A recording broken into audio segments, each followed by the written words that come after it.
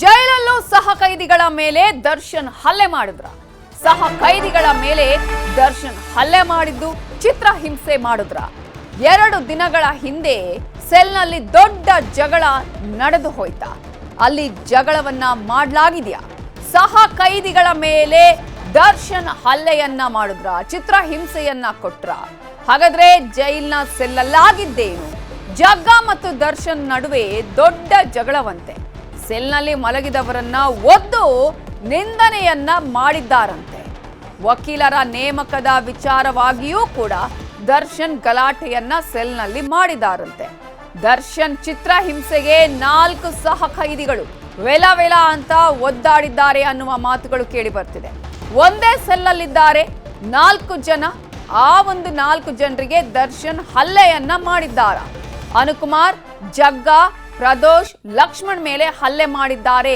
ಅನ್ನುವಂತಹ ಮಾತುಗಳು ಕೇಳಿ ಬರ್ತಾ ಇದೆ ಜೈಲಿನ ಕಠಿಣ ನಿಯಮಗಳಿಂದ ದರ್ಶನ್ಗೆ ಫ್ರಸ್ಟ್ರೇಷನ್ ಆಗಿ ಈ ತರದ ಒಂದು ಹಲ್ಲೆಯನ್ನ ಮಾಡ್ತಾ ಇದ್ದಾರ ತನ್ನ ಸ್ಥಿಮಿತವನ್ನ ಕಳೆದುಕೊಳ್ತಾ ಇದ್ದಾರ ರೇಣುಕಾಸ್ವಾಮಿ ಕೊಲೆ ಪ್ರಕರಣದ ಆರೋಪಿ ದರ್ಶನ್ ಚಿತ್ರದುರ್ಗ ಜೈಲಿಗೆ ಶಿಫ್ಟ್ ಮಾಡೋದಿಕ್ಕೆ ಅನುಕುಮಾರ್ ಜಗದೀಶ್ ಮನವಿಯನ್ನ ಮಾಡಿಕೊಂಡಿದ್ದಾರೆ ದರ್ಶನ್ ಸೆಲ್ ಬಳಿ ಸಿಸಿಟಿವಿಯನ್ನ ಅಳವಡಿಸಿ ತೀವ್ರ ನಿಗಾವನ್ನು ಇಡಲಾಗ್ತಾ ಇದೆ ಜೈಲಲ್ಲಿ ಫ್ರಸ್ಟ್ರೇಷನ್ ನಲ್ಲಿದ್ದಾರ ನಟ ದರ್ಶನ್ ಡೆವಿಲ್ ರಿಲೀಸ್ ಹೊತ್ತಲ್ಲೇ ದಾಸ ಜೈಲಲ್ಲಿದ್ದಾರೆ ಈಗಾಗಲೇ ಟಿವಿಯ ಬಗ್ಗೆ ಒಂದು ಮನವಿಯನ್ನ ಮಾಡ್ಕೊಂಡಿದ್ರು ಟಿವಿ ಹಾಕ್ಸ್ಕೊಡಿ ಅಂತ ನ್ಯಾಯಾಧೀಶರ ಬಳಿ ಕೇಳ್ಕೊಂಡಿದ್ರು ಆ ಒಂದು ಮನವಿಯನ್ನ ನ್ಯಾಯಾಧೀಶರು ಪುರಸ್ಕರಿಸಿ ಜೈಲಿನಲ್ಲಿ ಟಿವಿಯನ್ನು ಅಳವಡಿಸೋದಕ್ಕೂ ಜೊತೆಗೆ ಸಿಸಿಟಿವಿ ಅಳವಡಿಸೋದಕ್ಕೂ ಕೂಡ ಸೂಚನೆಯನ್ನ ಕೊಟ್ಟಿದ್ದಾರೆ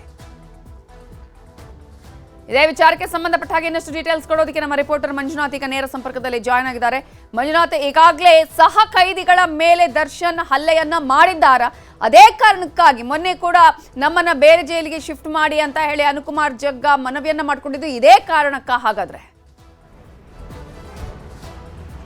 ಎಸ್ ಖಂಡಿತವಾಗ್ಲೂ ನವಿತಾ ಹೀಗೊಂದು ಪ್ರಶ್ನೆ ಈಗ ಮೂಡ್ತಾ ಇರುವಂಥದ್ದು ಅದರಲ್ಲೂ ಕೂಡ ಪ್ರಮುಖವಾಗಿ ದರ್ಶನ್ನ ಜೊತೆಯಲ್ಲಿದ್ದಂತಹ ಸಹ ಕೈದಿಗಳು ಈಗ ಬೇರೆ ಜೈಲಿಗೆ ಶಿಫ್ಟ್ ಮಾಡಿ ಅನ್ನುವಂಥ ಒಂದು ಮನವಿಯನ್ನು ಅಲ್ಲಿನ ಜೈಲಿನ ಅಧಿಕಾರಿಗಳಿಗೆ ಮಾಡ್ಕೊಳ್ತಿರುವಂಥದ್ದು ಅದರಲ್ಲೂ ಕೂಡ ಪ್ರಮುಖವಾಗಿ ಅನುಕುಮಾರ್ ಮತ್ತು ಜಗದೀಶ್ ಈ ಇಬ್ಬರು ಕೂಡ ಅಷ್ಟೇ ನಮ್ಮನ್ನು ದಯವಿಟ್ಟು ಚಿತ್ರದುರ್ಗ ಜೈಲಿಗೆ ಶಿಫ್ಟ್ ಮಾಡಿ ಅಂತ ಹೇಳ್ತಿದ್ರೆ ಕಾರಣ ಏನು ಅಂತಂದರೆ ನಟ ದರ್ಶನ ನಡವಳಿಕೆಯಲ್ಲಿ ಇತ್ತೀಚಿನ ದಿನಗಳಲ್ಲಿ ಬದಲಾವಣೆಗಳು ಕಾಣ್ತಾ ಇರುವಂಥದ್ದು ಪದೇ ಪದೇ ಕೋಪಗೊಳ್ತಾ ಇದ್ದಾರೆ ಅವಾಚ್ಯ ಶಬ್ದಗಳಿಂದ ಬೈಯುವಂಥದ್ದು ಅವರ ಮೇಲೆ ಏನಾದರೂ ಜೋರಾಗಿ ಮಾತಾಡಿದ್ರೆ ಹಲ್ಲೆ ಮಾಡುವಂಥದ್ದು ಈ ರೀತಿಯಂಥ ಘಟನೆಗಳಾಗ್ತಾ ಇರುವಂಥದ್ದು ಯಾಕಂದರೆ ಯಾವಾಗ ಪರಪ್ನ ಅಗ್ರಹಾರದಲ್ಲಿ ರಾಜಾತಿಥ್ಯವನ್ನು ಕೊಡ್ತಾ ಇದ್ದಾರೆ ಅಂತ ಹೇಳ್ಬಿಟ್ಟು ಸಾಲು ವಿಡಿಯೋಗಳು ವೈರಲ್ ಆಯಿತು ಇಮಿಡಿಯೇಟಾಗಿ ಎಲ್ಲವನ್ನೂ ಕೂಡ ಬಂದ್ ಮಾಡಿದ್ದಾರೆ ಜೊತೆಗೆ ಹಿರಿಯ IPS ಅಧಿಕಾರಿಯನ್ನು ಕೂಡ ಅಲ್ಲಿ ನೇಮಕವನ್ನು ಮಾಡಿದ್ದಾರೆ ಈಗಿರುವಂಥ ಸಂದರ್ಭದಲ್ಲಿ ಯಾವುದೇ ರೀತಿಯಂತಹ ಐಷಾರಾಮಿ ಫೆಸಿಲಿಟಿಯನ್ನು ಕೊಡಬಾರ್ದು ಅಂತೇಳಿ ತುಂಬ ಸ್ಟ್ರಿಕ್ಟ್ ಆದಂಥ ರೂಲ್ಸನ್ನು ಈಗಾಗಲೇ ತಂದಿದ್ದಾರೆ ಈ ಒಂದು ರೂಲ್ಸ್ನಿಂದ ನಟ ದರ್ಶನ್ಗೆ ದೊಡ್ಡ ಮಟ್ಟದ ಸಂಕಷ್ಟ ಎದುರಾಗಿರುವಂಥದ್ದು ಯಾಕಂದರೆ ಅವರ ಬ್ಯಾರಕ್ನ ಒಳಗಡೆ ಇರುವಂಥ ಬಾತ್ರೂಮನ್ನು ಸಹ ಅವರೇ ಕ್ಲೀನ್ ಮಾಡ್ಕೊಳ್ಬೇಕು ಅನ್ನೋಂಥ ಒಂದು ಸೂಚನೆಯನ್ನು ಕೂಡ ಜೈಲಿನ ಅಧಿಕಾರಿಗಳು ಕೊಡ್ತಾ ಇದ್ದಾರೆ ಮತ್ತೊಂದು ಕಡೆ ಅವರ ಒಂದು ಬ್ಯಾರಕ್ಕನ್ನು ಸ್ವಚ್ಛ ಮಾಡ್ಕೊಳ್ಳುವಂಥದ್ದಾಗಿರ್ಬೋದು ಕಸ ಗುಡಿಸುವಂಥದ್ದಾಗಿರ್ಬೋದು ಪ್ರತಿಯೊಂದು ಕೂಡ ನೀವೇ ಮಾಡ್ಕೊಳ್ಬೇಕು ಅನ್ನೋ ಸೂಚನೆಯನ್ನು ಕೂಡ ಕೊಟ್ಟಿದ್ದಾರೆ ಇದರಿಂದ ಎಲ್ಲ ಒಂದು ರೀತಿ ನಟ ದರ್ಶನ್ ಕೆಂಡಾಮಂಡಲ ಆದ್ರ ಅನ್ನುವಂಥದ್ದು ಕೂಡ ಒಂದು ಕಡೆ ಪ್ರಶ್ನೆ ಮೂಡ್ತಾ ಇರುವಂಥದ್ದು ಮತ್ತೊಂದು ಕಡೆ ನಟ ದರ್ಶನ್ನ ಡೆವಿಲ್ ಚಿತ್ರವು ಕೂಡ ಇನ್ನೇನು 11ನೇ ತಾರೀಕು ರಿಲೀಸ್ ಆಗ್ತಾ ಇದೆ ಈ ಬೆನ್ನಲ್ಲೇ ಲಕ್ಷ್ಮಣ್ನ ಮುಖಾಂತರವಾಗಿ ಟಿವಿ ಬೇಕು ಅನ್ನುವಂಥ ಒಂದು ಮನವಿಯನ್ನು ಕೂಡ ಕೋರ್ಟ್ ಮೂಲಕವಾಗಿ ದರ್ಶನ್ ಮಾಡ್ಕೊಳ್ತಾರೆ ಆದರೆ ಕೋರ್ಟ್ ಕೂಡ ಅಷ್ಟೇ ಟಿವಿ ಕೊಡಿ ಅಂದರೂ ಕೂಡ ಇಲ್ಲಿವರೆಗೂ ಜೈಲಾಧಿಕಾರಿ ಟಿವಿಯನ್ನು ಪ್ರೊವೈಡ್ ಮಾಡಿಲ್ಲ ಬದಲಾಗಿ ದರ್ಶನ್ ಏನಾದರೂ ಟಿವಿ ಬೇಕು ಅನ್ನಂಗಿದ್ರೆ ಟಿವಿ ಇರುವಂಥ ಬ್ಯಾರಕ್ಕೆ ಹೋಗಿ ನೋಡಿ ಅನ್ನುವಂಥ ಒಂದು ಮಾಹಿತಿಯನ್ನು ಕೂಡ ಈಗಾಗಲೇ ಅಲ್ಲಿನ ಜೈಲಧಿಕಾರಿಗಳು ದರ್ಶನ್ಗೆ ಕೊಡ್ತಿದ್ದಾರೆ ಇದರಿಂದನೂ ಕೂಡ ಎಲ್ಲೋ ಒಂದು ಕಡೆ ದರ್ಶನ್ ನೊಂದಿದಾರ ಒಂದು ರೀತಿ ದರ್ಶನ್ ಹತಾಶೆಗೊಳಗಾಗೋದಕ್ಕೆ ಇದು ಕೂಡ ಒನ್ ಆಫ್ ದ ರೀಸನ್ ಅನ್ನುವಂಥದ್ದು ಕೂಡ ಈಗ ಮೂಡ್ತಾ ಇರುವಂಥ ಒಂದು ಪ್ರಶ್ನೆ ಜೊತೆಗೆ ಇನ್ನೊಂದೇನು ಅಂತಂದೆ 11ನೇ ತಾರೀಕು ಚಿತ್ರ ಏನೋ ರಿಲೀಸ್ ಆಗ್ತಾ ಇದೆ ಆದರೆ ಅಪ್ಡೇಟ್ ಅನ್ನುವಂಥದ್ದು ತಿಳ್ಕೊಳ್ಳೋದ್ರಲ್ಲೂ ಕೂಡ ದರ್ಶನ್ ಎಡುತ್ತಾ ಇದ್ದಾರಾ ಯಾಕಂದರೆ ಒಂದು ವಾರದಲ್ಲಿ 2 ಬಾರಿ ಮಾತ್ರ ಭೇಟಿಗೆ ಅವಕಾಶ ಇರುವಂಥದ್ದು ಅಂಥ ಸಂದರ್ಭದಲ್ಲಿ ದಿನೇ ದಿನೇ ಏನೆಲ್ಲ ಡೆವಲಪ್ಮೆಂಟ್ಸ್ ಆಗ್ತಿದೆ ಫಿಲಿಮ್ ರಿಲೀಸ್ಗೆ ಅಂತ ಹೇಳ್ಬಿಟ್ಟು ಚಿತ್ರತಂಡ ಈಗಾಗಲೇ ಎಲ್ಲ ಕಡೆ ಓಡಾಟವನ್ನು ಮಾಡ್ತಿದೆ ಅದರ ರಿಸಲ್ಟ್ ಯಾವ ರೀತಿಯಾಗಿದೆ ರೆಸ್ಪಾನ್ಸ್ ಯಾವ ರೀತಿಯಾಗಿದೆ ಫ್ಯಾನ್ಸ್ ಏನಂತಿದ್ದಾರೆ ಅನ್ನೋವಂಥದ್ದು ಕೂಡ ಅಷ್ಟೇ ದರ್ಶನ್ಗೆ ವಿಚಾರಗಳು ತಿಳ್ಕೊಳ್ಳೋದಕ್ಕೆ ಪರದಾಡುವಂತಹ ಸ್ಥಿತಿ ಇವತ್ತು ಎದುರಾಗಿರುವಂಥದ್ದು ಮತ್ತೊಂದು ಕಡೆ ಇನ್ನೇನು ಟ್ರಯಲ್ ಕೂಡ ಅಷ್ಟೇ ಶುರುವಾಗಿದೆ ಟ್ರಯಲ್ ಶುರುವಾಗಿರುವಂಥ ಬೆನ್ನಲ್ಲೇ ಈಗಾಗಲೇ ಸಾಕ್ಷಿಗಳನ್ನು ಕೂಡ ವಿಚಾರಣೆಗೆ ಹಾಜರಾಗಿ ಸಮನ್ಸನ್ನು ಕೊಟ್ಟಿರುವಂಥದ್ದು ಎಲ್ಲ ಬೆಳವಣಿಗೆ ನಡೆಯೂ ಕೂಡ ಅಷ್ಟೇ ದರ್ಶನ್ ಎಲ್ಲೋ ಒಂದು ಕಡೆ ಫ್ರಸ್ಟ್ರೇಟ್ಗೊಳಗಾಗಿ ಸಹ ಕೈದಿಗಳ ಜೊತೆ ಈ ರೀತಿಯಂಥ ದುರ್ವರ್ತನೆಯನ್ನು ತೋರ್ತಿದ್ದಾರೆ ಅನ್ನುವಂಥದ್ದು ಕೂಡ ಈಗಾಗಲೇ ಜೈಲಿನ ಅಧಿಕಾರಿಗಳು ಒಂದು ರೀತಿಯಂಥ ಅನುಮಾನ ಈ ಎಲ್ಲ ಕಾರಣಗಳಿಗೋಸ್ಕರನೇ ಸದ್ಯ ದರ್ಶನ್ ಇರುವಂಥ ಬ್ಯಾರೆಕ್ನಲ್ಲಿ CCTVಯನ್ನು ಅಳವಡಿಕೆಯನ್ನು ಮಾಡಿದರೆ ಅಲ್ಲಿರುವಂಥ ಸಿಬ್ಬಂದಿಯನ್ನು ಕೂಡ ಅಷ್ಟೇ ಬಾಡಿ ಓರ್ನ್ ಕ್ಯಾಮ್ರಾ ಹಾಕಿದ್ದಾರೆ 24 hours ಕೂಡ ಅಷ್ಟೇ ಬ್ಯಾರಕನ್ನು ಅಬ್ಸರ್ವ್ ಮಾಡಿ ಅಂತಲೂ ಕೂಡ ಅಲ್ಲಿನ ಸಿಬ್ಬಂದಿಗೆ ಹೇಳಿರುವಂಥದ್ದು ಇನ್ನೂ ಕೂಡ ಅಷ್ಟೇ ಮುಂದಿನ ದಿನಗಳಲ್ಲಿ, ಯಾಕಂದರೆ ಅನುಕುಮಾರ್ ಮತ್ತು ಜಗದೀಶ್ ಇಬ್ಬರು ಕೂಡ ಅಷ್ಟೇ ಕೋರ್ಟ್ನ ಮೂಲಕವಾಗಿ ಚಿತ್ರದುರ್ಗ ಜೈಲ್ಗೆ ಶಿಫ್ಟ್ ಮಾಡಿ ಅಂತ ಮನವಿ ಮಾಡಿದ್ದಾರೆ. ಆದರೆ ಕೋರ್ಟ್ ಆ ಒಂದು ಮನವಿಯನ್ನು ತಿರಸ್ಕಾರ ಮಾಡಿದೆ. ಬಹುತೇಕ ಮುಂದಿನ ಎಲ್ಲ ರೀಸನ್ಸನ್ನು ಕೊಟ್ಟು ಬೇರೆ ಜೈಲ್ಗೆ ಶಿಫ್ಟ್ ಮಾಡಿ ಅಂತನಾದರೂ ಹೇಳ್ಬೋದು, ಅಥವಾ ಬೇರೆ ಬ್ಯಾರಕ್ ನಮ್ಮನ್ನು ಕಳಿಸಿ ಅಂತಲೂ ಕೂಡ ಮನವಿ ಮಾಡಿಕೊಳ್ಳುವಂಥ ಸಾಧ್ಯತೆಗಳು ಮುಂದಿನ ದಿನಗಳಲ್ಲಿ ದಟ್ಟವಾಗಿದೆ. ನವಿತಾ, ಮಂಜುನಾಥ್, ಈಗ ಅಂದ್ರೆ ಪ್ರತಿನಿತ್ಯ ಇಂತಹ ಒಂದು ಚಿತ್ರಹಿಂಸೆ ಕೊಡೋದು, ಹಲ್ಲೆ ಮಾಡುವಂತ ಕೆಲಸಗಳು ಆಗ್ತಾ ಇದೆಯಾ? ಜೊತೆಗೆ ನ್ಯಾಯಾಧೀಶರ ಮುಂದೆನೆ ಇದನ್ನ ಏನಾದ್ರೂ ಹೇಳ್ಕೊಂಡಿದ್ದಾರಾ ಆರೋಪಿಗಳು? ಹೇಗೆ ನವಿತಾ, ಜಡ್ಜ್ನ ಮುಂದೆ ವಿ.ಸಿ ಮೂಲಕವಾಗಿ ಪ್ರೊಡ್ಯೂಸ್ ಮಾಡಿದಂಥ ಸಂದರ್ಭದಲ್ಲಿ ಹಲ್ಲೆಯ ವಿಚಾರವನ್ನು ಆರೋಪಿಗಳು ಬಾಯಿ ಬಿಟ್ಟಿಲ್ಲ, ಬದಲಾಗಿ ಅಲ್ಲಿರುವಂಥ ಜೈಲಿನ ಅಧಿಕಾರಿಗಳ ಬಳಿ ಅವರು ಹೇಳ್ಕೊಂಡಿರುವಂಥದ್ದು. ಈ ರೀತಿಯಾಗಿ ದರ್ಶನ ನಡವಳಿಕೆಯಲ್ಲಿ ದಿನೇ ದಿನೇ ಬದಲಾವಣೆಗಳಾಗ್ತಾ ಇದ್ದಾವೆ. ನಾವು ಮಾತನಾಡಿದ್ರೆ ಸಾಕು ಅವಾಚ್ಯ ಶಬ್ದಗಳನ್ನ ನಿರ್ಣಯ ಮಾಡುವಂಥದ್ದು, ಅಥವಾ ಹಲ್ಲೆಗೆ ಮುಂದಾಗುವಂಥದ್ದು, ಕಾಲಿಂದ ಹೊದಿಯುವಂಥದ್ದು, ಈ ರೀತಿಯಂಥ ಸನ್ನಿವೇಶಗಳಾಗ್ತಾ ಇದ್ದಾವೆ. ದಯವಿಟ್ಟು ನಮ್ಮನ್ನು ಬೇರೆ ಜೈಲಿಗೆ ಶಿಫ್ಟ್ ಮಾಡಿ ಅಂತ ಹೇಳಿದ್ರೆ, ಆದರೆ ಜೈಲಧಿಕಾರಿಗಳು ಬೇರೆ ಜೈಲಿಗೆ ಶಿಫ್ಟ್ ಮಾಡಬೇಕು ಅಂತಂದರೆ ಕೋರ್ಟ್ನ ಪರ್ಮಿಷನನ್ನು ತಗೊಳ್ಳಿ, ಕೋರ್ಟ್ ಏನಾದರೂ ನಿಮಗೆ ಬೇರೆ ಜೈಲಿಗೆ ಶಿಫ್ಟ್ ಮಾಡಿ ಅಂತ ಏನಾದರೂ ಆರ್ಡರ್ ಮಾಡ್ತು ಅಂತಂದರೆ ನಾವು ಶಿಫ್ಟ್ ಮಾಡ್ತೀವಿ ಅಂತ ಜೈಲರ್ಸ್ ಹೇಳಿದರು. ಈ ಒಂದು ರೀಸನ್ ಇಟ್ಕೊಂಡು, ಆದರೆ ಇವ್ರು ಪ್ರಾಪರ್ ಆದಂಥ ರೀಸನ್ ಹೇಳಿರಲಿಲ್ಲ, ಆದರೆ ಕೈ ಮುಗಿದು ಕೇಳ್ಕೊತಾರೆ. ಅವತ್ತು ಅನುಕುಮಾರ್ ಆಗಿರ್ಬೋದು ಮತ್ತು ಜಗದೀಶ್ ಇಬ್ಬರು ಕೂಡ ಅಷ್ಟೇ ಜಡ್ಜ್ನ ಮುಂದೆ ಕೈ ಮುಗಿದು ಕೇಳ್ಕೊತಾರೆ, ದಯವಿಟ್ಟು ನಮ್ಗೆ ಇಲ್ಲಿ ಇರೋಕೆ ಆಗ್ತಾ ಇಲ್ಲ, ನಮ್ಮನ್ನು ಆದಷ್ಟು ಬೇಗ ಚಿತ್ರದುರ್ಗ ಜೈಲ್ಗೆ ಶಿಫ್ಟ್ ಮಾಡ್ಕೊಳ್ಳಿ, ನಮ್ಗೆ ಇಲ್ಲಿ ಇರೋಕ್ಕೂ ಕೂಡ ಆಗ್ತಾ ಇಲ್ಲ, ಜೊತೆಗೆ ಲಾಯರ್ಸ್ಗೆ ಹಣವನ್ನು ಸಹಾಯ ಮಾಡೋಕ್ಕೂ ಕೂಡ ಆಗ್ತಾ ಇಲ್ಲ ಅನ್ನೋ ಒಂದು ಮನವಿಯನ್ನು ಮಾಡ್ಕೊಂಡಿದ್ರು. ಎಲ್ಲೋ ಒಂದು ಕಡೆ ಘಟನೆಯ ಬಗ್ಗೆ ವಿ.ಸಿ ಮುಖಾಂತರವಾಗಿ ಹೇಳಿದಂಥ ವೇಳೆಯಲ್ಲಿ ಎಲ್ಲರಿಗೂ ಕೂಡ ವಿಚಾರ ಗೊತ್ತಾಗುತ್ತೆ ಅಂತ ಹೇಳ್ಬಿಟ್ಟು ಬಹುತೇಕ ಅವರಿಬ್ಬರು ಕೂಡ ಅಷ್ಟೇ ಅವತ್ತು ಕೇವಲ ಬೇರೆ ಜೈಲ್ಗೆ ಶಿಫ್ಟ್ ಮಾಡಿ ಅನ್ನೋಂಥ ಒಂದು ಮನವಿಯನ್ನು ಮಾತ್ರ ಅವತ್ತು ಜಡ್ಜ್ನ ಮುಂದೆ ಮಾಡ್ಕೊಂಡ್ರು ಅನ್ನುವಂಥದ್ದು ಕೂಡ ಈಗ ಮೂಡ್ತಿರುವಂಥ ಒಂದು ಅನುಮಾನ. ಸದ್ಯಕ್ಕೆ ಜೈಲಧಿಕಾರಿಗಳು ಕೂಡ ಅಷ್ಟೇ ಯಾವುದೇ ರೀತಿಯಂಥ ಒಂದು ನಿರ್ಧಾರವನ್ನು ಕೈಗೊಂಡಿಲ್ಲ, ಅಥವಾ ಬೇರೆ ಬ್ಯಾರಕ್ಗೆ ಶಿಫ್ಟ್ ಮಾಡುವಂಥದ್ದು, ಬೇರೆ ಜೈಲ್ಗೆ ಶಿಫ್ಟ್ ಮಾಡುವಂಥದ್ರ ಬಗ್ಗೆ. ಆದರೆ ಒಂದಂತೂ ದರ್ಶನ್ ಇರುವಂಥ ಬ್ಯಾರಕ್ನಲ್ಲಿ ಭದ್ರತೆಯನ್ನು ಹೆಚ್ಚಳ ಮಾಡ್ಕೊಂಡಿದ್ದಾರೆ, CCTV ಫುಟೇಜನ್ನು ಹಾಕ್ಕೊಂಡಿದ್ದಾರೆ. ಭದ್ರತೆಗೆ ಯಾವುದೇ ಸಿಬ್ಬಂದಿ ಇದ್ದರೂ ಕೂಡ ಅಷ್ಟೇ ದಿನದ 24 ಗಂಟೆಗಳ ಕಾಲವೂ ಕೂಡ ಅಷ್ಟೇ ಬಾಡಿ ಓರ್ನ್ ಕ್ಯಾಮ್ರಾದ ಮುಖಾಂತರವಾಗಿ ಎಲ್ಲವೂ ಕೂಡ ಅಬ್ಸರ್ವ್ ಮಾಡ್ತಾ ಇರಿ, ಅದನ್ನು ರೆಕಾರ್ಡ್ ಮಾಡ್ತಾ ಇರಿ ಅಂತ ಒಂದು ಸೂಚನೆಯನ್ನು ಕೂಡ ಅಷ್ಟೇ ಅಲ್ಲಿರುವಂಥ ಸಿಬ್ಬಂದಿ ಕೊಟ್ಟಿದ್ದಾರೆ. ಜೊತೆಗೆ ಆ ಒಂದು ಬ್ಯಾರಕ್ನ ಮೇಲೆ ಸ್ಪೆಸಿಫಿಕ್ ಆಗಿ ಬೇರೆ ಬ್ಯಾರಕನ್ನು ಹೋಲಿಕೆ ಮಾಡಿಕೊಂಡ್ರೆ ಆ ಒಂದು ಬ್ಯಾರಕ್ನ ಮೇಲೆ ಹದ್ದಿನ ಕಣ್ಣಿಡುವಂತೆ ಕೂಡ ಈಗಾಗಲೇ ಜೈಲಿನ ಅಧಿಕಾರಿಗಳು ಸಿಬ್ಬಂದಿಗೆ ಸೂಚನೆಯನ್ನು ಕೊಟ್ಟಿರುವಂತಹ ವಿಚಾರ ಗೊತ್ತಾಗಿರುವಂತಹದ್ದು. ನವಿತಾ, ಥ್ಯಾಂಕ್ ಯು ಮಂಜುನಾಥ್ ಡೀಟೇಲ್ಸ್ಗೆ. ರಾಜ್ಯದಲ್ಲಿ ಸದ್ಯಕ್ಕೆ ಸಿಎಂ ಬದಲಾವಣೆ ಇಲ್ಲ, ನಮ್ಮ ತಂದೆಯೇ 5 ವರ್ಷ ಅಧಿಕಾರವನ್ನ ಪೂರೈಸುತ್ತಾರೆ ಅಂತ ಸಿಎಂ ಪುತ್ರ ಡಾಕ್ಟರ್ ಯತೀಂದ್ರ ಸಿದ್ದರಾಮಯ್ಯ ಹೇಳಿಕೆಯನ್ನ ಕೊಟ್ಟಿದ್ದಾರೆ. ರಾಜ್ಯದಲ್ಲಿ ಸದ್ಯಕ್ಕೆ ಸಿಎಂ ಬದಲಾವಣೆ ಇಲ್ಲ, ನಮ್ಮ ತಂದೆಯೇ 5 ವರ್ಷ ಅಧಿಕಾರವನ್ನ ಪೂರೈಸುತ್ತಾರೆ. ಈಗಾಗಲೇ ಅಲ್ಪ ವಿರಾಮ ಬಿದ್ದಿತ್ತು ಈ ಎಲ್ಲ ಹೇಳಿಕೆಗಳಿಗೆ, ಈ ರೀತಿಯಾದಂತಹ ಒಂದು ಪ್ರಶ್ನೆಗಳಿಗೆ. ಆದರೆ ಇದೀಗ ಮತ್ತೆ ಯತೀಂದ್ರ ಸಿದ್ದರಾಮಯ್ಯ ಈ ಹೇಳಿಕೆಯನ್ನ ಕೊಟ್ಟಿರೋದು. ಮಗನ ಹೇಳಿಕೆ ಬೆನ್ನಲ್ಲೇ ಸಿದ್ದರಾಮಯ್ಯ ಪ್ರತಿಕ್ರಿಯೆ ಕೊಟ್ಟಿದ್ದಾರೆ. ಹೈಕಮಾಂಡ್ ನಾಯಕರು ಏನು ತೀರ್ಮಾನ ಮಾಡ್ತಾರೆ, ಹೈಕಮಾಂಡ್ ನಾಯಕರದೇ ತೀರ್ಮಾನ ಅಂತ ಹೇಳಿದ್ದಾರೆ. ಯತೀಂದ್ರ ಹೇಳಿಕೆಯ ಬಗ್ಗೆ ಯಾವುದೇ ಸ್ಪಷ್ಟವಾದ ಉತ್ತರ ಕೊಟ್ಟಿಲ್ಲ ಸಿಎಂ ಸಿದ್ದರಾಮಯ್ಯ. ಸರ್ಕಾರ ಬಂದಾಗಿನ ಮೊದಲನೇ ವರ್ಷದಿಂದ ಕೂಡ ಅವ್ರು ಅದನ್ನು ಹೇಳ್ಕೊಂಡೇ ಬರ್ತಾ ಇದ್ದಾರೆ. ಮೊದಲನೇ ವರ್ಷ ಅದು ಮೂಡ ಬಂತು, ಆ ಸಮಯದಲ್ಲೂ ತಂದೆಯವರು ಪದವಿಯಿಂದ ಕೆಳಗಿಳಿತಾರೆ ಅಂತ ಹೇಳಿದ್ರು. ನಂತರ ಲೋಕಸಭಾ ಎಲೆಕ್ಷನ್ ಬಂತು, ಅದರೊಳಗೂ ಕೂಡ ಸೀಟ್ ಕಮ್ಮಿ ಬಂದು ಅವ್ರನ್ನ ಕೆಳಗಿಳಿಸ್ತಾರೆ ಅಂತ ಹೇಳಿದ್ರು. ಸೊ ಆಗ ಅವ್ರು ಹೇಳ್ಕೊಂಡೇ ಬರ್ತಿದ್ದಾರೆ. ಬಟ್ ಅವ್ರು ಕನಸು ಕಾಣ್ತಾ ಕೂತಿರ್ಬೇಕಷ್ಟೇ. ಅದು ವೈಯಕ್ತಿಕವಾಗಿ ಮುಖ್ಯಮಂತ್ರಿಗಳು ಇನ್ನು 5 ವರ್ಷ ತಮ್ಮ ಸಂಪೂರ್ಣ ಅಧಿಕಾರಾವಧಿಯನ್ನ ಪೂರ್ಣ ಮಾಡ್ತಾರೆ ಅನ್ನೋ ನಂಬಿಕೆ ನನಗಿದೆ. ಯಾಕೆಂತಂದ್ರೆ ಮುಖ್ಯಮಂತ್ರಿಗಳು ಸರ್ಕಾರ ಚೆನ್ನಾಗಿ ನಡ್ಸ್ಕೊಂಡು ಹೋಗ್ತಿದ್ದಾರೆ, ನಮ್ಮ ಸರ್ಕಾರದಲ್ಲಿ ಯಾವುದೇ ತಪ್ಪುಗಳಾಗಿಲ್ಲ, ಜನರು ಕೂಡ ನಮ್ಮ ಆಡಳಿತದ ಬಗ್ಗೆ ಖುಷಿಯಾಗಿದ್ದಾರೆ. ಸೊ ಹಾಗಾಗಿ ಬದಲಾವಣೆ ಅಗತ್ಯ ಇಲ್ಲ ಅನ್ನೋದು ನನ್ನ ಭಾವ. ಬೇರೆ ವಿಷಯಗಳು ಕೂಡ ಚರ್ಚೆ ಆಯಿತು, ಅದ್ರ ಭಾಗವಾಗಿ ಇದು ಒಂದು ವಿಷಯ ಚರ್ಚೆ ಆಯಿತು. ಚರ್ಚೆ ಆದಾಗ ಅದ್ರ ಬಗ್ಗೆ ಈಗಲೇ ಮಾತನಾಡೋದು ಬೇಡ ಅಂತ ಹೇಳಿ ಅವ್ರು ಮುಂದಕ್ಕೆ ಹಾಕಿದ್ದಾರೆ, ಅದನ್ನೇ ಅವ್ರು ಹೇಳಿದ್ದಾರೆ. ಯತೀಂದ್ರ ಅವರು ಹೇಳಿರುವಂತಹ 5 ವರ್ಷ ತಾವೇ ಸಿಎಂ ಆಗಿರ್ತೀರಿ ಅಂತ ಹೇಳಿ ಸರ್, ಯಾರು ಯತೀಂದ್ರ ಅವರು ಹೇಳಿರುವಂತಹ ಹೈಕಮಾಂಡ್ ನಾವು ಎಲ್ಲಿ ನೋಡಪ್ಪ, ಹೈಕಮಾಂಡ್ ಏನ್ ತೀರ್ಮಾನ ಮಾಡ್ತಾರೆ, ಹೈಕಮಾಂಡ್ ನಾವು ಎಲ್ಲಿ ನೋಡಪ್ಪ, ಹೈಕಮಾಂಡ್ ಏನ್ ತೀರ್ಮಾನ ಮಾಡ್ತಾರೆ. ಯತೀಂದ್ರ ಅವರು ಹೇಳಿರುವಂತಹ 5 ವರ್ಷ ತಾವೇ ಸಿಎಂ ಆಗಿರ್ತೀರಿ ಅಂತ ಹೇಳಿ ಸರ್, ಯಾರು ಯತೀಂದ್ರ ಅವರು ಹೇಳಿರುವಂತಹ ಹೈಕಮಾಂಡ್ ನಾವು ಎಲ್ಲಿ ನೋಡಪ್ಪ, ಹೈಕಮಾಂಡ್ ಏನ್ ತೀರ್ಮಾನ ಮಾಡ್ತಾರೆ, ಹೈಕಮಾಂಡ್ ನಾವು ಎಲ್ಲಿ ನೋಡಪ್ಪ, ಹೈಕಮಾಂಡ್ ಏನ್ ತೀರ್ಮಾನ ಮಾಡ್ತಾರೆ. ಯತೀಂದ್ರ ಅವರು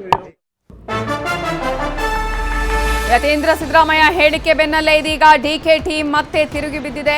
ಯತೀಂದ್ರ ಹೇಳಿಕೆಯ ಬಗ್ಗೆ ಒಂದಷ್ಟು ಸ್ಟೇಟ್ಮೆಂಟ್ ಈಗ ಪಾಸ್ ಆಗಿದೆ. ಯತೀಂದ್ರ ಹೇಳಿರೋ ಬಗ್ಗೆ ನನಗೆ ಗೊತ್ತಿಲ್ಲ ಅಂತ ಹೇಳಿದ್ದಾರೆ ಶಿವಗಂಗಾ ಬಸವರಾಜ್. ಜನವರಿ 2ರಂದು ಈ ಬಗ್ಗೆ ಮಾತಾಡ್ತೇವೆ ಅಂತ ಶಿವಗಂಗಾ ಬಸವರಾಜ್ ಅವರು ಹೇಳಿಕೆ ಕೊಟ್ಟಿರೋದು ಶಾಸಕರು. ಇನ್ನು ಯತೀಂದ್ರ ಅವರು ಯಾವ ಅರ್ಥದಲ್ಲಿ ಹೇಳಿದ್ದಾರೋ ಗೊತ್ತಿಲ್ಲ, ನಾವಾಗ್ಲಿ ಯತೀಂದ್ರ ಆಗ್ಲಿ ತೀರ್ಮಾನ ಮಾಡೋದಲ್ಲ, ಹೈಕಮಾಂಡ್ ನಿರ್ಧಾರ ಮಾಡೋದು. ಏನೇ ಈ ವಿಚಾರದಲ್ಲಿ ತೀರ್ಮಾನ ಆದ್ರೂ ಕೂಡ ಅದು ಹೈಕಮಾಂಡ್ ನಿರ್ಧಾರ ಅಂತ ಹೇಳಿದ್ದಾರೆ ಮಾಗಡಿ ಶಾಸಕ ಬಾಲಕೃಷ್ಣ ಅವರು. ಜೊತೆಗೆ ಈ ರೀತಿಯ ಹೇಳಿಕೆ ಕೊಡಬಾರ್ದು ಅಂತ ಹೈಕಮಾಂಡ್ ಹೇಳಿಕೆಯನ್ನ ಕೊಟ್ಟಿದೆ. ಹೇಳಿಕೆ ಕೊಟ್ಟು ಪಕ್ಷಕ್ಕೆ ಹಾನಿ ಮಾಡುವ ಕೆಲಸವನ್ನ ಮಾಡಬಾರ್ದು, ಇಂತಹ ಕೆಲಸ ಆಗಬಾರ್ದು, ಇದೇ ಅವಧಿಯಲ್ಲೇ ಡಿಕೆಶಿ ಸಿಎಂ ಆಗ್ತಾರೆ ಅಂತ ಹೇಳಿದ್ದಾರೆ ಇಕ್ಬಾಲ್ ಹುಸೇನ್ ಅವರು. ಜನವರಿ 6ರಿಂದ 9ರವರೆಗೆ ಕಾದು ನೋಡಿ ಅನ್ನುವಂತಹ ಒಂದು ಸ್ಟೇಟ್ಮೆಂಟ್ ಕೂಡ ಹೇಳಿದ್ದಾರೆ. ಜನವರಿ ಮಾತಾಡ್ತೀನಿ, 100ಕ್ಕೆ 100 ಮಾತಾಡ್ತೀನಿ. ಯಾಕಂದರೆ ಮಾತು ಕೊಟ್ಬಿಡಿ ನಿಮಗೆ, ಡಿಸೆಂಬರ್ ಮುಗಿಲಿ ಮಾತಾಡ್ತೀನಿ. ಜನವರಿ ಪಾಸ್ ಒಂದು ಮೊದಲನೇ ದಿನನೇ ಕಾಂಟ್ರವರ್ಸಿ ಬೇಡ. ಜನವರಿ 1 ಬಿಟ್ಟರೆ 2ನೇ ತಾರೀಕು ಬರ್ರಿ, ಒಂದು ಮಾತಾಡೋದು ಬಿಡ್ಬೋದು. ಅದನ್ನೆಲ್ಲ 2ನೇ ತಾರೀಕು ನಿಮಗೆ ಉತ್ತರ ಕೊಡ್ತೀನಿ, 100ಕ್ಕೆ 100 ಕೊಡ್ತೀನಿ. ಯಾಕೆಂದರೆ ಇಟ್ ಆ್ಯಂಡ್ ರನ್ ಕೇಸ್ ಇಲ್ಲ ನಮ್ಮದು. ಮಾತಾಡೋಣ. ನಾನು ಈಗ CM ಆಗ್ತೀನಿ ಅಂತ ಹೇಳ್ಬೇಕು ಅಂದರೆ ಆ ಸಂದರ್ಭ ಬರಬೇಕು. ಸಂದರ್ಭ ಬಂದಾಗ ಹೇಳಿದ್ರೆ ಅದಕ್ಕೊಂದು ತೂಕ ಇರ್ತದೆ. ಸುಮ್ಮನೆ ಈಗ 100-140 ನಾನು CM ಹಾಕಿ ನಾನು ಆಗ್ಬೋದು. ಜೀವನದಾಗ ಯಾರು ಆಗಲ್ಲ, ಯಾರು ಹಣೆ ಬರೋದು ಏನಿದೆ ಗೊತ್ತಿಲ್ಲ. ಸಂದರ್ಭ ಬಂದಾಗ ಆಗ್ತೀವಿ. ಸಂದರ್ಭ ಬರ್ತಾನೆ ಹೇಳೋದಕ್ಕೆ ಅವಶ್ಯಕತೆ ಇಲ್ಲ. ನಮ್ಮದು ಅವಧಿ 10 ವರ್ಷದ ಅವಧಿ ಕಂಟಿನ್ಯೂ ಇದೆ. 2 ವರ್ಷ, 17 ವರ್ಷ ಇದೆ. ಎಷ್ಟು ಚೆನ್ನಾರು ಮುಖ್ಯಮಂತ್ರಿ ಆಗೋಷ್ಟು ಟೈಮ್ ಇದೆ. ನೋಡೋಣ. ನಾಳೆ ಶಾಸಕಾಂಗ ಪಕ್ಷದ ಸಭೆ ಸಿದ್ದರಾಮಯ್ಯವರ ಕೊನೆ ಸಭೆ ಅಂತ ನನಗೆ ಹೆಂಗೆ ಗೊತ್ತು, ಹೈಕಮಾಂಡ್ ತೀರ್ಮಾನ ಮಾಡ್ಬೇಕಲ್ಲ. ಅದನ್ನ ನಾನು ಮಾಡೋಕ್ಕಾಗಲ್ಲ. ನಾನು ಮಾಡೋದಾಗಿದ್ದರೆ ಏನೋ ಮಾಡ್ಬೋದಿತ್ತು. ಸರ್, ಸಿದ್ದರಾಮಯ್ಯನವರು 5 ವರ್ಷಗಳ ಕಾಲ CM ಆಗಿರ್ತಾರೆ ಅಂತ ಹೇಳಿಕೆ ಇವತ್ತು ಯತೀಂದ್ರ ಸಿದ್ದರಾಮಯ್ಯ ಅವರು ಕೊಟ್ಟಿದ್ದಾರೆ ಸರ್. ಆಯ್ತು, ಅವ್ರು ಯಾವ ಅರ್ಥದಲ್ಲಿ ಹೇಳಿದಾರ ಗೊತ್ತಿಲ್ಲ. ಹೈಕಮಾಂಡ್ ತೀರ್ಮಾನ ತಗೊಂತದ ವಿಚಾರವಾಗಿ. ಆ ತೀರ್ಮಾನ ಹೈಕಮಾಂಡ್ ತಗೊಳ್ತದೆ, ನಾವಾಗ್ಲಿ ಯತೀಂದ್ರ ಅವರಾಗಲಿ ತೀರ್ಮಾನ ತಗೊಳ್ತಕ್ಕಂಥದ್ದಲ್ಲ. DK ಶಿವಕುಮಾರ್ ಅವರು CM ಆಗುವಂತ ಕಾಲ ಸನ್ನಿಹಿತ ಇಲ್ವಾ ಅಂತ ಅನ್ಸುತ್ತೆ. ಆಗಿದ್ರೆ ಅದೆಲ್ಲ ನಾವು ತೀರ್ಮಾನ ಮಾಡಕ್ಕಾಗಲ್ಲ ಬಿಡಿ. ಅದೆಲ್ಲ ಹೈಕಮಾಂಡ್ ತೀರ್ಮಾನ ಮಾಡ್ತದೆ. ನಾನಾಗ್ಲಿ ಬೇರೆಯವರಾಗ್ಲಿ ಯಾರು ಮಾತಾಡ್ತಾ ಇದ್ದಾರೆ ಅವರನ್ನ ನಾನು ಮಾಧ್ಯಮದ ಮುಖಾಂತರ ಮನವಿ ಮಾಡ್ಕೊಳ್ತೀನಿ. ಇಂಥ ಸಂದರ್ಭದಲ್ಲಿ ಯಾರು ಇಂಥ ಹೇಳಿಕೆಗಳನ್ನು ಕೊಡಬೇಡದು. ವರಿಷ್ಠರು ತೀರ್ಮಾನ ಮಾಡ್ತಾ ಇದ್ದಾರೆ. ವರಿಷ್ಠರ ಬಗ್ಗೆ ಗೌರವವನ್ನು ಇಟ್ಟು, ವರಿಷ್ಠರ ಮಾತು ಬಗ್ಗೆ, ವರಿಷ್ಠರ ಶಿಸ್ತನ ಬಗ್ಗೆ ಗಮನ ಹರಿಸಿ. ವರಿಷ್ಠರಿಗಾಗಲೇ ತೀರ್ಮಾನ ಮಾಡಲಿಕ್ಕೆ ಅವರೆಲ್ಲರೂ ಒಪ್ಕೊಂಡಿದ್ದಾರೆ, ತೀರ್ಮಾನ ಮಾಡ್ತಾರೆ. ಸುಮ್ಮನೆ ವಿನಾಕಾರಣ ಹೇಳಿಕೆ ಕೊಟ್ಟು, ನಾನು ಈಗಾಗಲೇ ಹೇಳಿದ್ದೀನಿ, ಎಲ್ಲದಕ್ಕೂ ಪಕ್ಷಕ್ಕೆ ಹಾನಿ ಮಾಡುವಂತ ಹೇಳಿಕೆ ಇವೆಲ್ಲನೂ ಕೂಡ ಯಾರೇ ಆಗಲಿ ಇಂಥ ಹೇಳಿಕೆಗಳನ್ನು ಕೊಡಬೇಡದು ಅಂತ ಹೇಳಿ ನಾನು ಮಾಧ್ಯಮದ ಮುಖಾಂತರ ಹೇಳ್ತೀನಿ. ಆಗ್ತಾರೆ, ಹೀಗೆ ಆಗ್ತಾರೆ. ಇದೇ ವಿಚಾರಕ್ಕೆ ಸಂಬಂಧಪಟ್ಟ ಹಾಗೆ ಇನ್ನಷ್ಟು ಡೀಟೇಲ್ಸ್ ಅನ್ನ ಕೊಡೋದಕ್ಕೆ ನಮ್ಮ ರಿಪೋರ್ಟರ್ ಹೆಬ್ಬಾಕ ತಿಮ್ಮೇಗೌಡರು ಈಗ ನೇರ ಸಂಪರ್ಕದಲ್ಲಿ ಜಾಯ್ನ್ ಆಗಿದ್ದಾರೆ. ತಿಮ್ಮೇಗೌಡ್ರೆ, ಪಟ್ಟದ ಆಟಕ್ಕೆ ಬ್ರೇಕ್ ಬಿತ್ತು, ಸ್ವಲ್ಪ ಅಥವಾ ಅಲ್ಪ ವಿರಾಮ ಬಿತ್ತು ಅನ್ನುವಂತಹ ಸಂದರ್ಭದಲ್ಲಿ ಯತೀಂದ್ರ ಸಿದ್ದರಾಮಯ್ಯ ಅವರು ಪೂರ್ಣಾವಧಿ CM ಆಗಿ ಸಿದ್ದರಾಮಯ್ಯ ಇರ್ತಾರೆ ಅನ್ನುವಂಥ ಸ್ಟೇಟ್ಮೆಂಟ್ ಅನ್ನ ಕೊಟ್ಟಿದ್ದಾರೆ. ಜೊತೆಗೆ DK ಬಣದಲ್ಲಿ ದೊಡ್ಡ ಮಟ್ಟದಲ್ಲಿ ಇದರ ಬಗ್ಗೆ ಇನ್ನೊಂದಷ್ಟು ಸ್ಟೇಟ್ಮೆಂಟ್ಗಳು ಪಾಸ್ ಆಗ್ತಾ ಇದೆ. ಈಗ ಇದು ಇನ್ನು ಮುಂದೆ ಮತ್ತೆ ಯಾವೆಲ್ಲ ಬೆಳವಣಿಗೆಗಳಿಗೆ ಕಾರಣ ಆಗಬಹುದು, ಅಥವಾ ಸಿದ್ದರಾಮಯ್ಯ ಅವರೇ 5 ವರ್ಷ ಕಂಪ್ಲೀಟ್ ಮಾಡ್ತಾರಾ? ಹಾಗಾದ್ರೆ ಕಂಪ್ಲೀಟ್ ಮಾಡ್ತಾರಾ ಅಥವಾ ಬಿಡ್ತಾರಾ ಅಂಥದ್ದೊಂದು ಕುತೂಹಲ, ಅಂಥದ್ದೊಂದು ಚರ್ಚೆಗೆ ಫುಲ್ ಸ್ಟಾಪ್ ಹಾಕಬೇಕಾಗಿರ್ತಕ್ಕಂಥದ್ದು ಹೈಕಮಾಂಡು. ಆದರೆ ಈ ಒಂದು ವಿಚಾರವಾಗಿ CM ಮತ್ತು DCM ಎರಡೂ ಬಣದ ನಾಯಕರ ಒಂದು ಆರೋಪ ಪ್ರತ್ಯಾರೋಪ, ಟೀಕೆ ಪ್ರತಿಟೀಕೆ, ವಾಗ್ಯುದ್ಧಗಳು ಮುಂದುವರೆದಿರ್ತಕ್ಕಂಥದ್ದು. ಎಲ್ಲ ಒಂದು ಕಡೆಯಾಗಿ ಮುಖ್ಯಮಂತ್ರಿ ಮತ್ತು ಉಪಮುಖ್ಯಮಂತ್ರಿ ಉಭಯ ನಾಯಕರಿಬ್ಬರು ಕೂಡ ಹೈಕಮಾಂಡ್ ಸೂಚನೆ ಮೇರೆಗೆ ಅನಿವಾರ್ಯವಾಗಿ ಬ್ರೇಕ್ಫಾಸ್ಟ್ ಮೀಟಿಂಗ್ ಮೂಲಕ ಒಗ್ಗಟ್ಟು ಪ್ರದರ್ಶನ ಮಾಡೋದ್ರ ಅಂತ ಅವತ್ತಿನಿಂದನೂ ಕೂಡ ನಾವು ಹೇಳ್ಕೊಂಡೇ ಬಂದು, ಇದು ಎಲ್ಲ ಒಂದು ಕಡೆಗೆ ಹೈಕಮಾಂಡ್ ಸೂಚನೆ ಮೇರೆಗೆ, ಹೈಕಮಾಂಡ್ ಅಣತಿ ಮೇರೆಗೆ ಇವರಿಬ್ಬರು ಕೂಡ ಅನಿವಾರ್ಯತೆಯಿಂದ ಒಗ್ಗಟ್ಟನ್ನು ಪ್ರದರ್ಶನ ಮಾಡ್ತಾ ಇದ್ದಾರೆ ಅಂತ. ಅದಕ್ಕೆ ಪೂರಕವಾಗಿ ಇವತ್ತು ನೋಡಿ, ಏನು ಮುಖ್ಯಮಂತ್ರಿ ಸಿದ್ದರಾಮಯ್ಯನವರ ಪುತ್ರರು ಆಗಿರ್ತಕ್ಕಂಥ ವಿಧಾನ ಪರಿಷತ್ ಸದಸ್ಯ ಡಾಕ್ಟರ್ ಯತೀಂದ್ರ ಸಿದ್ದರಾಮಯ್ಯನವರು ನಮ್ಮ ನ್ಯೂಸ್ 18 ಜೊತೆ ಮಾತನಾಡುವಂಥ ಸಂದರ್ಭದಲ್ಲಿ ಮಾತನ್ನು ಹೇಳಿದ್ರು. ನನಗೆ ವಿಶ್ವಾಸ ಇದೆ, ನನಗೆ ನಂಬಿಕೆ ಇದೆ, ಸಿದ್ದರಾಮಯ್ಯನವರೇ 5 ವರ್ಷಗಳ ಕಾಲ ಅಧಿಕಾರವನ್ನು ಪೂರೈಸ್ತಾರೆ. CM ಬದಲಾವಣೆ ಮಾಡುವಂಥ ಅಗತ್ಯ ಇಲ್ಲ. ಸಿದ್ದರಾಮಯ್ಯನವರು ಒಳ್ಳೆ ಆಡಳಿತವನ್ನು ಕೊಡ್ತಾ ಇದ್ದಾರೆ, ಚೆನ್ನಾಗಿ ಅಡ್ಮಿನಿಸ್ಟ್ರೇಟಿವ್ ಮಾಡ್ತಾ ಇದ್ದಾರೆ. ಆದರೆ ವಿರೋಧ ಪಕ್ಷದವರು ಎಲ್ಲ ಒಂದು ಕಡೆಗೆ ಕನಸು ಕಾಣ್ತಾ ಇದ್ದಾರೆ ಈ ವಿಚಾರದಲ್ಲಿ. ದೇವನಿಂದಲೂ ಕೂಡ ಅವರು CM ಬದಲಾಗ್ತಾರೆ ಅಂತಲೇ ಹೇಳ್ಕೊಂಬಂದ್ರು. ಯಾವುದೇ ಕಾರಣಕ್ಕೂ ಕೂಡ ನಾಯಕತ್ವ ಬದಲಾವಣೆ ಇಲ್ಲ ಅನ್ನುವಂಥವ್ರ ಮಾತನ್ನ ಪುನರುಚ್ಚಾರ ಮಾಡಿರ್ತಕ್ಕಂಥದ್ದು. ಸೊ ಯಾಕಂದ್ರೆ ಒಂದು ಕಡೆಯಾಗಿ ಮುಖ್ಯಮಂತ್ರಿ ಸಿದ್ದರಾಮಯ್ಯರ ಹೈಕಮಾಂಡ್ ತೀರ್ಮಾನಕ್ಕೆ ಬದ್ಧ, ಹೈಕಮಾಂಡ್ ಡಿಸಿಷನ್ ಅಂತ ಹೇಳ್ತಾ ಇದ್ದಾರೆ. ಆದರೆ ಇತ್ತ ಅವರ ಪುತ್ರರು ಆಗಿರ್ತಕ್ಕಂಥ MLC ಡಾಕ್ಟರ್ ಯತೀಂದ್ರ ಸಿದ್ದರಾಮಯ್ಯನವರು ಎಲ್ಲ ಒಂದು ಕಡೆಯಾಗಿ ನಾಯಕತ್ವ ಬದಲಾವಣೆಯ ಅಗತ್ಯ ಇಲ್ಲ, 5 ವರ್ಷ ಸಿದ್ದರಾಮಯ್ಯನವರು ಇರ್ತಾರೆ ಅನ್ನುವಂಥ ಒಂದು ಹೇಳಿಕೆಯನ್ನು ಕೊಟ್ಟರು. ಸೊ ಇದು ಕಾಂಗ್ರೆಸ್ನಲ್ಲಿ ಮತ್ತೆ ಇದೀಗ ಒಂದು ರೀತಿ ಸಂಚಲನವನ್ನು ಕೂಡ ಸೃಷ್ಟಿ ಮಾಡಿರ್ತಕ್ಕಂಥದ್ದು. ಈ ಒಂದು ವಿಚಾರವಾಗಿ ಪ್ರತಿಕ್ರಿಯೆಯನ್ನು ಕೊಟ್ಟಿರ್ತಕ್ಕಂಥ DKC ಬಣದ ಶಾಸಕರುಗಳು ಅಂದರೆ ಜನವರಿ 6ರಿಂದ 9ನೇ ತಾರೀಕುವರೆಗೂ ಕಾದು ನೋಡಿ, ಜನವರಿ 2ನೇ ತಾರೀಕು ಬಳಿಕ ನಾವು ಮಾತನಾಡ್ತೀವಿ. ಮತ್ತೊಂದು ಕಡೆಗೆ ನೀವು ಡಿಸಿಷನ್ ತಗೊಳೋದಿಲ್ಲ, ಹೈಕಮಾಂಡ್ ಅದನ್ನು ತೀರ್ಮಾನ ಮಾಡಬೇಕು. ಈ ರೀತಿಯಾಗಿ ಸಾಲು ಶಾಸಕರುಗಳು ಹೇಳಿಕೆಯನ್ನು ಕೊಟ್ಟರು. ಮಾಗಡಿ ಶಾಸಕ HC ಬಾಲಕೃಷ್ಣ, ಶಿವಗಂಗಾ ಬಸವರಾಜು, ಇಕ್ಬಾಲ್ ಹುಸೇನ್, ಈ ರೀತಿಯಾಗಿ DKC ಬಣದ ಶಾಸಕರುಗಳು ಈಗ ಕೌಂಟರನ್ನು ಕೊಟ್ಟರು. ಸೊ ಈ ಮೂಲಕವಾಗಿ ಇದೀಗ ಮತ್ತೆ ಏನೋ ನಾಯಕತ್ವ ಬದಲಾವಣೆ ವಿಚಾರ ಬೆಳಗಾವಿ ಅಧಿವೇಶನ ಹೊತ್ತಲ್ಲೇ ಮುನ್ನೆಲೆಗೆ ಬಂದಿರತಕ್ಕಂಥ ಹಿನ್ನೆಲೆಯಲ್ಲಿ ಇದೀಗ ಅಧಿವೇಶನದ ಮೇಲೂ ಕೂಡ ಈ ಒಂದು ನಾಯಕತ್ವ ಬದಲಾವಣೆ ಬಿಕ್ಕಟ್ಟು ಪರಿಣಾಮ ಬೀರುವಂಥ ಒಂದು ಸಾಧ್ಯತೆಗಳಿದ್ದಾವೆ. ಯಾಕಂತ ಹೇಳಿದ್ರೆ ಪ್ರತಿಪಕ್ಷಗಳು ಕೂಡ ನಾಯಕತ್ವ ಬಿಕ್ಕಟ್ಟಿನಿಂದ ಸರ್ಕಾರ ಅಸ್ಥಿರವಾಗಿದೆ, ಆಡಳಿತದ ಮೇಲೆ ಪರಿಣಾಮ ಬೀರ್ತಾ ಇದೆ ಅನ್ನುವಂಥ ನಿಟ್ಟಲ್ಲಿ ವಿಚಾರ ಪ್ರಸ್ತಾಪ ಮಾಡೋದಕ್ಕೆ ಸಜ್ಜಾಗಿದ್ದಾವೆ. ಈ ಹಂತದಲ್ಲಿ ಮುಖ್ಯಮಂತ್ರಿ ಮತ್ತು ಉಪಮುಖ್ಯಮಂತ್ರಿ ಉಭಯ ಬಣದ ನಾಯಕರುಗಳು ಮತ್ತೊಂದು ಕಡೆಗೆ ಶಾಸಕರು ಕೊಡ್ತಾ ಇರ್ತಕ್ಕಂಥ ಒಂದು ಹೇಳಿಕೆಗಳು ಎಲ್ಲೊಂದು ಕಡೆಗೆ ಪಕ್ಷಕ್ಕೂ ಕೂಡ ಮುಜುಗರ ಉಂಟು ಮಾಡ್ತಾ ಇದೆ. ಮತ್ತೊಂದು ಕಡೆಗೆ ಹೈಕಮಾಂಡ್ ನಡೆಯೂ ಕೂಡ ನಿಗೂಢವಾಗಿರ್ತಕ್ಕಂಥ ಹಿನ್ನೆಲೆಯಲ್ಲಿ, ಯಾಕಂದರೆ ತಡರಾತ್ರಿ ಅಷ್ಟೇ ಅಂದರೆ ನಿನ್ನೆ ರಾತ್ರಿ ಅಷ್ಟೇ ಹೈಕಮಾಂಡ್ ಸಭೆಯನ್ನು ನಡೆಸಿದೆ. ಈ ಒಂದು ಸಭೆಯಲ್ಲೂ ಕೂಡ ಅಡ್ಡಗೋಡೆ ಮೇಲೆ ದೀಪ ಇಟ್ಟಂತೆ ಕೆ ಸಿ ವೇಣುಗೋಪಾಲ್ ಅವರು ಮಾತನಾಡಿರುವಂಥದ್ದು. ಸೊ ಹೀಗಾಗಿ ಯಾವುದೇ ರೀತಿಯಾದಂಥ ಒಂದು ಸ್ಪಷ್ಟ ನಿರ್ಧಾರಕ್ಕೂ ಕೂಡ ಹೈಕಮಾಂಡ್ ಬಾರದೇ ಇರತಕ್ಕಂಥ ಹಿನ್ನೆಲೆಯಲ್ಲಿ ಸಹಜವಾಗಿ ಈ ಒಂದು ಕಾದಾಟ ಇನ್ನೂ ಕೂಡ ಮುಂದುವರಿಯುವಂಥ ಒಂದು ಎಲ್ಲ ಲಕ್ಷಣಗಳು ದಟ್ಟವಾಗಿದ್ದಾವೆ. Navitha Jain. Okay, thank you ತಿಮ್ಮೇಗೌಡ್ರೆ ಡೀಟೇಲ್ಸ್ಗೆ. ಸಿಎಂ ಆಗಿ ಸಿದ್ದರಾಮಯ್ಯ 5 ವರ್ಷ ಪೂರೈಸುತ್ತಾರೆ ಅನ್ನುವಂತಹ ಹೇಳಿಕೆಗೆ ಸಂಬಂಧಪಟ್ಟಾಗೆ ಸಿಎಂ ಪುತ್ರ ಯತೀಂದ್ರ ಹೇಳಿದ್ದಾರೆ ಅಂದ್ರೆ ಅಧಿಕೃತ ಅಂತ ಹೇಳಿ ವಿಜಯಪುರದಲ್ಲಿ ಉಚ್ಚಾಟಿತ ಶಾಸಕ ಯತ್ನಾಳ್ ಹೇಳಿಕೆಯನ್ನ ಕೊಟ್ಟಿದ್ದಾರೆ. ಈ ಸ್ಟೇಟ್ಮೆಂಟ್ ಕೊಟ್ಟಿರೋದು ಬೇರೆ ಯಾರೂ ಅಲ್ಲ, ಅದು ಸಿದ್ದರಾಮಯ್ಯ ಅವರ ಪುತ್ರ. ಸೊ ಯತೀಂದ್ರ ಅವರೇ ಈ ಒಂದು ಸ್ಟೇಟ್ಮೆಂಟ್ ಅನ್ನ ಕೊಟ್ಟಿದ್ದಾರೆ ಅಂತ ಹೇಳಿದ್ರೆ ಅದು ಅಧಿಕೃತವಾಗಿ ಅಂತ ಹೇಳಿದ್ದಾರೆ ಯತ್ನಾಳ್ ಅವರು.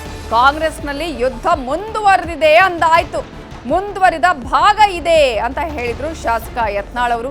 ಅಧಿವೇಶನದಲ್ಲಿ ಇಡ್ಲಿ ತಿಂತಾರೋ, ದೋಸೆ ತಿಂತಾರೋ, ಒಬ್ಬರ ಕಪಾಳಕ್ಕೆ ಒಬ್ಬೊಬ್ರು ಹೊಡಿತಾರಾ ನೋಡ್ಬೇಕು ಅಂತ ಹೇಳಿ ಯತ್ನಾಳ್ ವ್ಯಂಗ್ಯವಾಡಿದ್ದಾರೆ. ಸಿದ್ದರಾಮಯ್ಯ ಮಗ ಹೇಳ್ತಾನಂದ್ರೆ ಅಧಿಕೃತ ಅಂದ್ರೆ ಯುದ್ಧ ಮುಂದುವರೆದ ಭಾಗ ಇದೆ ಅಂತ ಒಪ್ಕೊಂಡಂಗೆ ಆಯ್ತು. ಇನ್ನು ನೋಡ್ಬೇಕು ಅಧಿವೇಶನದಾಗ ಏನು ಇಡ್ಲಿ ತಿಂತಾರೋ, ದೋಸೆ ತಿಂತಾರೋ, ಏನೋ ಒಬ್ರು ಕಪಾಳಿಗಳು ಹೊಡಿತಾರೋ, ಯಾರು ನೋಡ್ಯಾರ. ಈಗ ಅಧಿವೇಶನ ನಾಳೆ ಚಾಲು ಅಲ್ಲ, ಇವತ್ತತ್ರ ಅಧಿವೇಶನ ಇರುವುದಿಲ್ಲ. ಅದೇ ರೀ ಸಕ್ಕರೆ ಕಾರ್ಖಾನೆದವರಿಗೆ ಅಪಾಯಿಂಟ್ಮೆಂಟ್ ಕೊಟ್ಟಿಲ್ಲ, ಅವ್ರ ಸಮಸ್ಯೆ ಹೇಳಕ ಅವ್ರಿಗೆ ಟೈಮ್ ಇಲ್ಲ. ಯಾವುದು ಡೆವಲಪ್ಮೆಂಟ್ ಮೀಟಿಂಗೇ ಇಲ್ಲ, ಬರೀ ಮುಂಜಾನೆ ಹೇಳನೇ ಆ MLA ಕರಿ, ನನ್ನ ಜೊತೆಗಿರೋಪ್ಪ ಈ MLA ಕರಿ, ನಿನಗೆ 50 ಕೋಟಿ ಕೊಡ್ತೀನಿ, 100 ಕೋಟಿ ಕೊಡ್ತೀನಿ ಅಂತ ಹೇಳ್ತಾರ. ಆದರೆ ಆಡಳಿತ ಅನ್ನೋದೇ ಕುಸಿದೋಗೈತೆ. ಅಧಿಕಾರಿಗಳು ಏನಾಗಿದೆ, ಭ್ರಷ್ಟ ಸರ್ಕಾರ ಇರೋದನ್ನ ಆಫೀಸರ್ ಅಂಜಲಾಗ್ಯಾರ. ರೊಕ್ಕ ಕೊಟ್ಟೆ ಬಂದಿರ್ತಾರ, ರೊಕ್ಕ ಕೊಟ್ಟು ಬಂದು ಆಫೀಸರ್ಗೆ ನೀವು ಹೋಗಿ ಕೆಲಸ ಮಾಡಂದ್ರೆ ಯಾಕ್ರಿ ನಾವು ನಿಮ್ಗೆ 50 ಲಕ್ಷ ರೂಪಾಯಿ ಕೊಟ್ಟು ಬಂದೀವಿ, ನಾ ಹಂಗೆ ಟೆಂಡರ್ ನಡೆದಂಗೆ ನಡೆದವ್ರು ಅಧಿಕಾರಿಗಳಿಗೆ 5 ಕೋಟಿ 10 ಕೋಟಿ ವರ್ಗಾವಣೆ ಅನ್ನೋಂಥದ್ದು ಇಷ್ಟೇ ಆಗೈತಿ. ಮೊನ್ನೆ ಒಬ್ರು ಅಧಿಕಾರಿ ಹೇಳಿದ್ರೆ ನನಗೆ ಮೊದಲ 2 ಕೋಟಿ ಹೇಳಿದ್ರಂತೆ, ಯಾವುದೋ ಹೇಳುದಿಲ್ಲ.